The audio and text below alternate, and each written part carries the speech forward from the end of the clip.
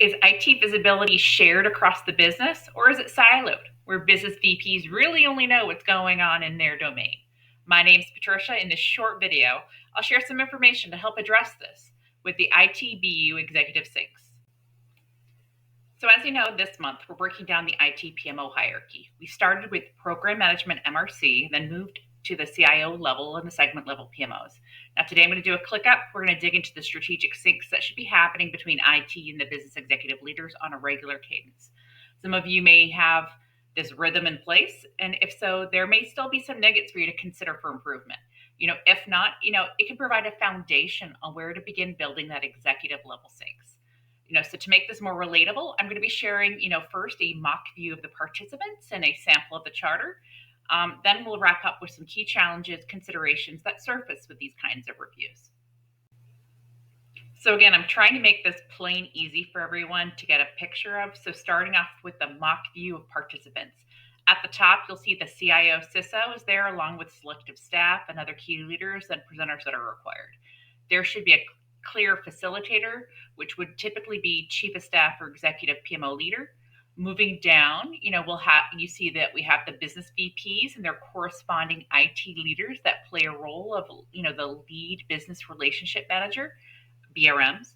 So IT BRMs are typically senior directors or VPs, depending on the scope that they have, while the business leaders, they typically set the strategic direction for their organization and own BU measurable outcomes. Their counterparts, then work to align the strategy, and these ITBMs are the key advocate for the business, and they shape and they prioritize the demand into roadmaps. Now, since sensitive information may be shared, there may be a need again for that facilitator, one that carefully controls both the materials and those that participate in the meetings. Additionally, this facilitator, really ensures that there's alignment on the topics that are being prioritized. Now let me show you a mock-up charter of an IT BU executive sync. Don't get hung up on all the details here. It's for reference, as I know some people like to have something just to start with for a baseline. And I'm mostly going to speak about things at a high level. At the top, you'll see the purpose. Again, it's about improving execution, strengthening collaboration so leaders can ideally accelerate the strategy. These syncs aim, to align the top business leaders and the IT leaders around the initiatives that, really matter the most. Scope-wise, we're aligning the strategies of the CIO, CISO for the corporation, reviewing innovation, roadmaps, investments, and giving a heads up on challenges ahead where, help is needed. And making sure, obviously, those transformation efforts are being clearly prioritized and supported across the enterprise. The goals are clear. First, keep IT positioned as a strategic enabler. We don't want IT to be seen as order takers. We use this forum to really help reinforce this partnership in driving strategy. Second, make these cross-program decisions that support strategic alignment. Third, grow sponsorship of executive leaders, to drive the execution. And lastly, really bring these leaders together to support the top challenges, share innovations across the teams. The business leaders should not be siloed in their challenges and should have visibility of value being driven across the enterprise. Participants are called out here. I already shared that in the last slide, so I'll skip over. The recommended cadence, it's at a minimum quarterly, aligned with strategic planning windows, but monthly, absolutely, if the valuable topics warrant the leader's time. We don't fill it up with things that they don't need to know about, that aren't critical anyways. To the right, you'll see community agreement, how the leaders, should be working together. We surface and resolve risks early, we clarify ownership, we stay aligned to the enterprise strategy, we maintain feedback loops into the PMO and MRCs. Actions, they're tracked with a closed loop, and the charter is refreshed annually to stay relevant. Finally, we've outlined the roles of the IT business relationship managers, BRMs, and the business leaders, what they own, how they contribute, and how they shape and guide these conversations. So of course, every company, they'll have a variation of their own charter. This is just an example, a framework for making such things meaningful, actionable, and aligned to enterprise outcomes. Now, let's talk about the ever so fun challenges and considerations for what it takes to have an executive sync hosted by the CIO with all the business VPs. First, I'll say that dealing with leaders at this level, it can be fun. You may get a variation, a lot of opinion on topics, or in some cases, none. As you can imagine, BU VPs, IT GMs, IT senior directors don't magically have the same list of ideas for topics that they want to bring to the table. And even across the CIO staff and the IT GMs, they don't necessarily agree upon topics either. So a decision maker, is needed. And yes, people may just be disappointed that something did not get the airtime to be spotlighted. Or in some cases, some people may be surprised and caught off guard that they were suddenly nominated to share a topic at such a forum. So who's the D, the decision maker? Have CIO staff prioritize the topics, at least have a one person sponsor and drive the final call.